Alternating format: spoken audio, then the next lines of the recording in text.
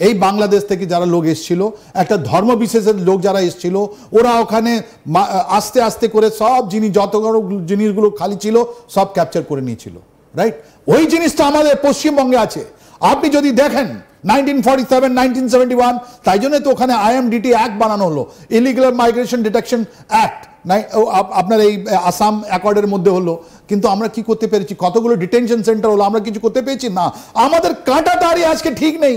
আপনি যদি 24 পরগনা নিয়ে আপনি যদি নদিয়া যান, আপনি যদি মুর্শিদাবাদ যান, আপনি যদি মালদা যান, আপনি দিনাজপুর যান, আপনি যান জলপাইগুড়ি আর কুচবিহার, সব জায়গা আপনি দেখবেন একটা ডেমোগ্রাফিক একটা চেঞ্জ আসছে। আপনার যেটা পুরো বর্ডারের সঙ্গে যে আমরা পশ্চিমবঙ্গে যেটা রাস্তা আছে, যত লোক আছে ওদের মধ্যে আপনি যান, আমরা তো গেছি এবার, গত 1 বছর থেকে বারবার আমরা যাচ্ছি।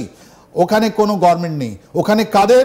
ওখানে ওদের লোক আছে যারা ওখানকার লোকাল মস্তান, লোকাল বস, ওরা কারোর কথা শুনছে না। ওখানে কোনো গভর্নমেন্ট নেই, ওখানে মাফিয়া।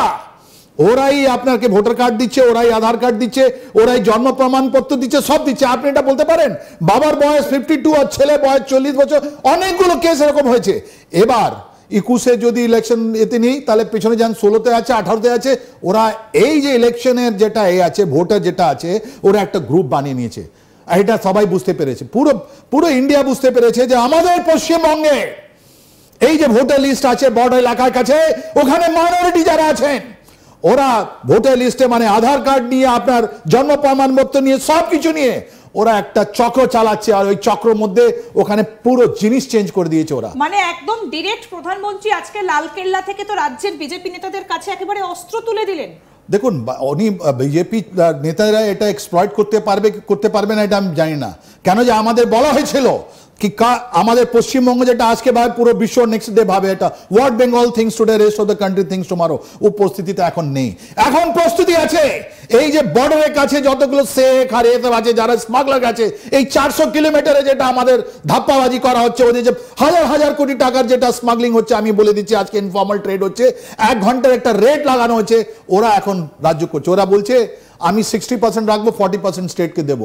কোনো পুলিশ নেই, কোনো অ্যাডমিনিস্ট্রেশন নেই, কোনো রাজনৈতিক দলের ক্ষমতা নেই। আপনি বলছেন প্রধানমন্ত্রী এনাকে দিলেন, যদি এখানে আজকে প্রধানমন্ত্রী রেড ফোর্ট থেকে বলেছেন আমরা গর্বিত আজকে নিয়ে একটা কথা বলেছেন, হয়তো ওনার একটা ইলেকশনের লস হয়ে যাবে, কিন্তু আমাদের যেটা নেক্সট জেনারেশন, তারপর ছেলেগুলো বাচ্চাগুলো যেটা আছে, ওদের ভবিষ্যতের জন্য উনি আজকে করে যাচ্ছেন।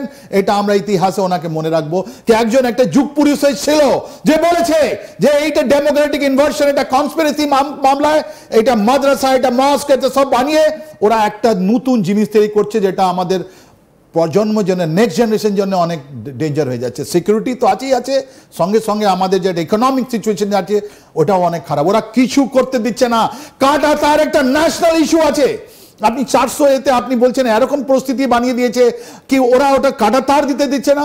আর তারপর জানেন আপনি কনভিকশন রেট দেখে নিন না, ওরা যে স্মাগলিং গুলো হচ্ছে আজকে ধরা পড়ছে, 2 দিন বাদ ওদের কনভিকশন রেটই নেই। কালকে ওরা কোর্টে যাচ্ছে, পরশুদিন আবার ওরা বেল পেয়ে যাচ্ছে, ওই সেম বিএসএফ কে বুড়ো আঙুল দেখিয়ে বলছে আমি চলে এসেছি। আজকে প্রধানমন্ত্রী লালকেল্লায় স্বাধীনতা দিবসের দিন সকালের এই বক্তব্যটা কি কোথাও মনে হচ্ছে যে এবার সেন্ট্রাল গভর্নমেন্ট এই বিষয়ে পদক্ষেপ করতে শুরু করবে, শুধু আর মুখের কথা নয়? কারণ এতদিন একটা জমির সমস্যা, সেটা বারবার করে বলা হয়েছে হোম মিনিস্ট্রির তরফ থেকে যে জমি নাকি দেওয়া হচ্ছে না এই রাজ্যে।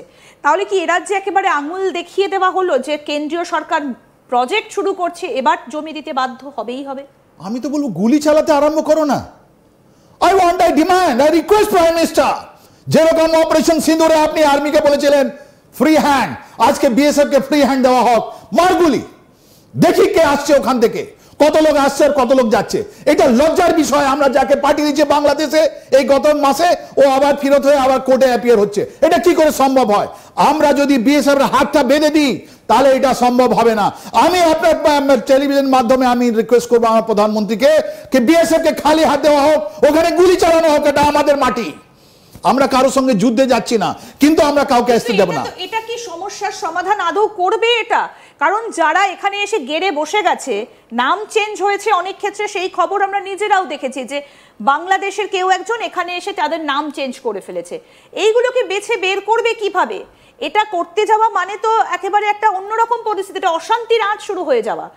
আবার আরেকবার যদি মুর্শিদাবাদের ঘটনা ঘটে কোনো একটা জেলাতে, সেটা আটকাতেও তো মানে যথেষ্ট মুশকিল না? এখানে যেরকম আপনার ফ্রিডম মুভমেন্টে আজকে তো 15 আগস্ট আছে, ফ্রিডম মুভমেন্ট, ফ্রিডম আমরা ইন্ডিপেন্ডেন্স পেয়েছি, আজকে আমরা স্বাধীনতা পেয়েছি আমরা। আজকে প্রত্যেকটা আমাদের বাঙালি লোককে কথা বলতে হবে কি তুমি এই যে সার্ভে আছে, তুমি যে ইলেকশনের সার্ভে আছে, আমার বাড়ি থেকে স্টার্ট করো। I want you to verify me first. তুমি আমার বাড়িতে আসো, আমার লেগেছি ডাটা চেক করো, আমাকে এনআরসি তে দাও, আমাকে এসআইআর করো, সবকিছু আমার কাছে।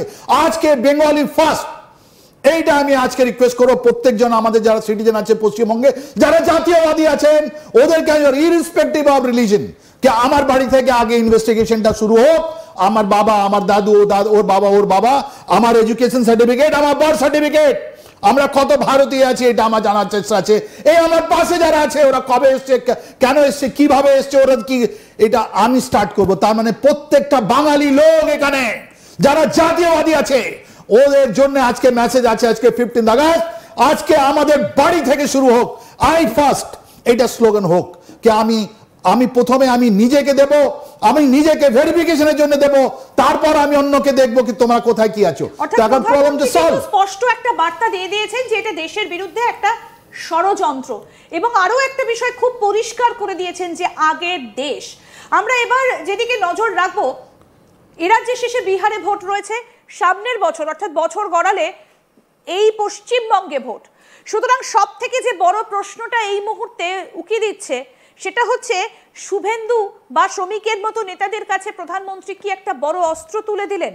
তাহলে কি এবার জোরদার শুরু হবে এ রাজ্যের এই লড়াইটা? স্যার, আমি এই জায়গাটায় আসবো। প্রধানমন্ত্রী বলছেন যে এটা আটকাবে তো বটেই এবং হিট ব্যাক করবে।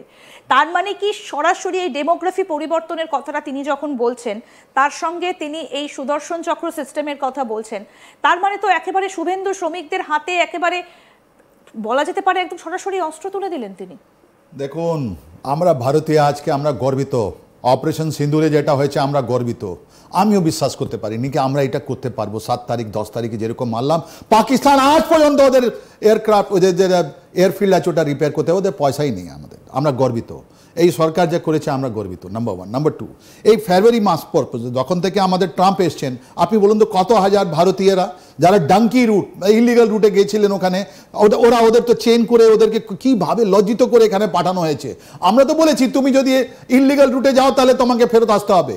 আমরা তো লিগাল রুটে বারণ করছি না, আমরা বলছি আমাদেরও ভারতীয় লোককে পাঠানো হয়েছে, এটা সব পুরো বিশ্ব দেখেছে, এটা আমরাও তাকিয়েছি আমাদের মুখে, আমাদের অনেক খারাপ লেগেছে।